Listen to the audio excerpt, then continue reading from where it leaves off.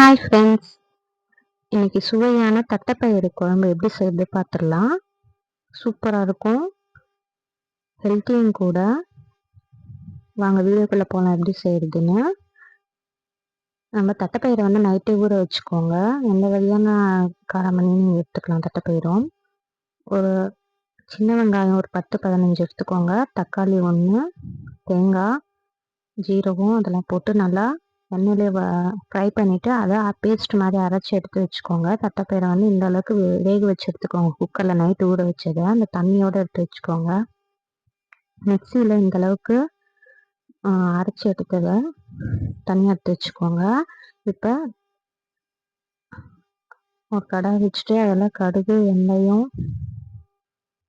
பூண்டு 4-5 பூண்டு, ஒரு வெங்காயம், மீடியம் சைஸ் வெங்காயம் 1 போடுறேன். நம்ம அரைக்கும் போது சின்ன வெங்காயம் போட்டு அரைச்சோம், அதனால அதில் பெரிய வெங்காயம் போடுறோம். வெங்காயம் வதங்கினதும் நம்ம தக்காளி 1 சேர்த்துக்கலாம்.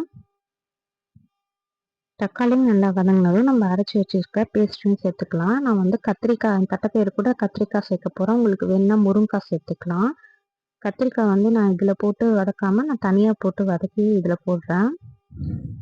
உங்களுக்கு வேணால் இதுலேயும் போட்டு வதக்கிக்கலாம். இந்த அளவுக்கு பேஸ்ட்டாக அரைச்சிக்கோங்க. இந்த பேஸ்ட்டை போட்டியும் நல்லா வதக்கி சின்னதுலேயே வச்சுருங்க. நல்லா வதங்கிட்டே இருக்கும்.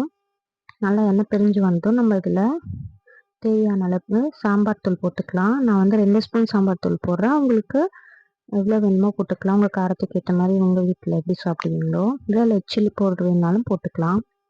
2 ஸ்பூன் சாம்பார் பவுடர், 1 ஸ்பூன் தனியாத்தூள் போடுறேன் திக்னஸ்க்காக. வாசனையாகவும் இருக்கும் தனியாத்தூள் போட்டால். இப்போ நம்ம தண்ணி ஊற்றி நல்லா கொதிக்க விட்டுடலாம். கத்திரிக்காய் இந்த பக்கம் நான் வதக்கிட்டுருக்கேன்.